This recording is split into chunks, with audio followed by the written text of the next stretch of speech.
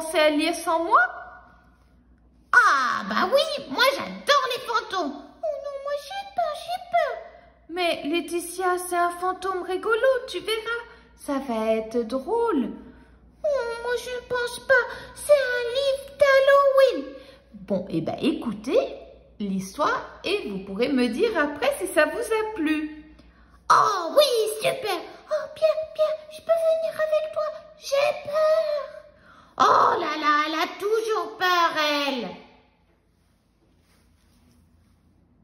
Alors les enfants, j'espère que ça va vous plaire, à vous aussi. Nous allons lire aujourd'hui Le fantôme rigolo de François Walter. Regardez ce fantôme comme il a l'air sympathique. Alors on va commencer à lire ce livre. Le fantôme rigolo, histoire et illustration par François Walter. Voyez, c'est lui qui a écrit et qui a aussi fait tous les dessins, toutes les illustrations de ce livre. La nuit d'Halloween est une nuit parmi les plus amusantes de l'année. C'est aussi la plus effrayante. Ouh! Des araignées sortent des cavernes pour tisser leurs toiles. Des chauves-souris volent partout. Et nos amis de la forêt, Filou le petit renard, Noisette l'écureuil et Pompon le lapin, partent à la recherche de bonbons. Ils ont hâte de goûter aux délicieuses friandises que leur ont préparées les adultes de la forêt. Deux d'entre eux déguisés en monstres et l'autre en sorcière, ils se promènent éclairés par des lanternes en sollicitant des bonbons auprès de leurs voisins. Alors regardez, ici, il y a Noisette l'écureuil qui est déguisée en sorcière. Ouh, elle a un beau chapeau violet, hein. Et ici, je présume que Filou le renard, il a l'air d'être déguisé en Dracula. Et notre petit ami Pompon le lapin, lui, a l'air d'être déguisé en squelette.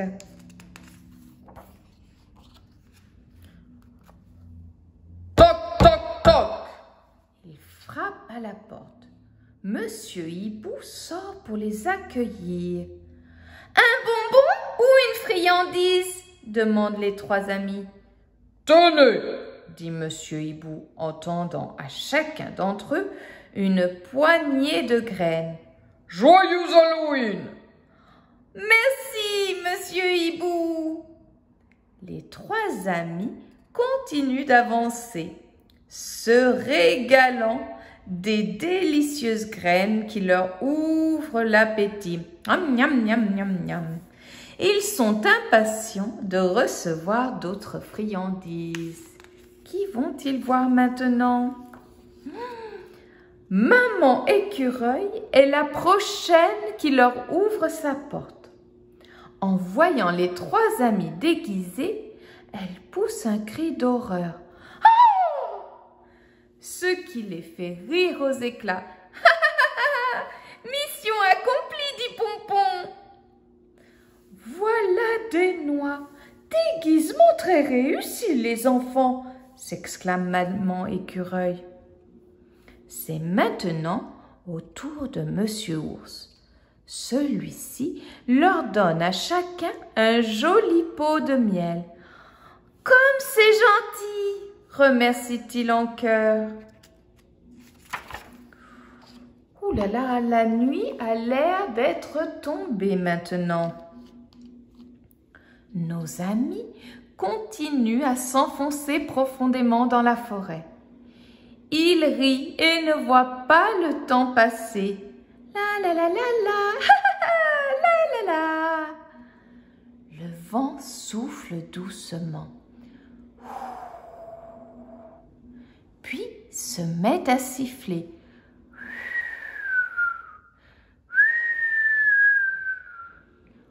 Où sont-ils maintenant? Il commence à paniquer et remarque qu'ils se sont très éloignés dans la forêt. « Oh, il fait déjà nuit !» dit Noisette. « Il est temps de rentrer. As-tu peur ?» demande Pompon. Soudain, une araignée surgit devant son nez. Ah! Il sursaute tellement fort que tous ses bonbons tombent par terre. Je crois que nous savons qui de nous a peur, dit Filou en riant. Regardez, vous avez vu l'araignée? Ouh, elle fait bien peur là. Hein. Et là, je ne sais pas trop ce que c'est. Peut-être que c'est un hibou dans un tronc d'arbre, je ne sais pas. Le pauvre ami ici a fait tomber tous ses bonbons. Le vent souffle de plus belle. Les arbres sont recouverts d'épaisses toiles d'araignées blanches. Les amis aperçoivent une lueur qui se déplace et tremblent de peur en se regardant. Oh, nous devons aller voir ce que c'est. Vas-y, toi, dit Pompon en s'adressant à Noisette. Oh, toi d'abord, répond Noisette en désignant Filou. Allons-y tous, conclut Filou. Les trois amis avancent à la queue leu-leu. Pompon en dernier. Il s'approche prudemment du lieu d'où venait la lueur. Soudain, un petit enfant déguisé en fantôme surgit des toiles d'araignée. Les trois amis se regardent stupéfaits. Le fantôme essaye de s'enfuir, mais son voile s'emmêle dans une de ses toiles.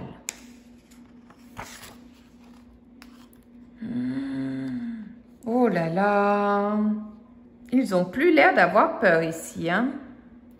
Affolé, le fantôme pousse un cri de terreur. Ah! Effrayant encore plus nos amis. Chacun se regarde encore un instant, puis il pouffe de rire.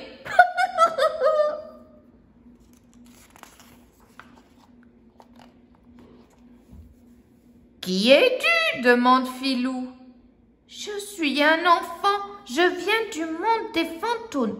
Chaque année, à l'occasion d'Halloween, j'ai le droit de visiter le monde des vivants, explique le fantôme en se libérant de la toile. C'est le jour où je peux faire des farces aux vivants, continue-t-il en flottant au-dessus d'eux. Regardez ce que j'ai rapporté de mon monde, poursuit-il. Et il sort d'une de ses poches des accessoires de farce et attrape. Une fausse moustache, un nez de clown, une perruque, des araignées en plastique et de petits crânes. Ah ben moi aussi, je vois aussi des belles lunettes. Ouh. Et un seau d'Halloween, ou c'est un petit panier d'Halloween, on ne voit pas bien. C'est terriblement amusant, remarque Filou. Veux-tu goûter à nos friandises, demande Noisette. Oh oui, qu'avec plaisir, s'empresse de répondre l'enfant fantôme. Les quatre amis partagent en riant toutes les gâteries récoltées. Comment c'est la vie chez les fantômes, demande Pompon. On aime beaucoup s'amuser, répond le fantôme. Je viens d'une famille qui, de génération en génération, est composée de grands farceurs.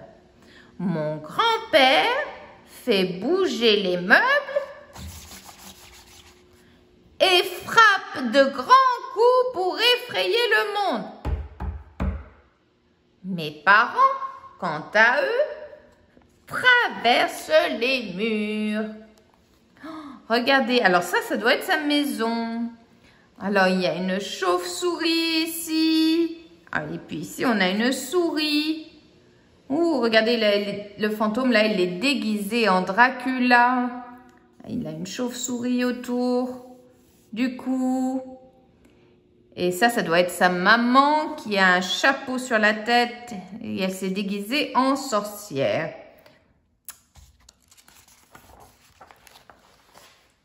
Et toi, c'est quoi ta spécialité? Demandent les amis. Moi, je fais des bruits épouvantables. Adresser les cheveux sur la tête. Comme ça.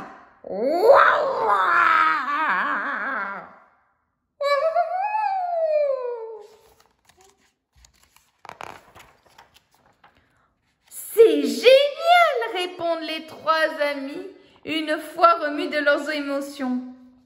Oh, je dois rentrer, s'écrie le fantôme.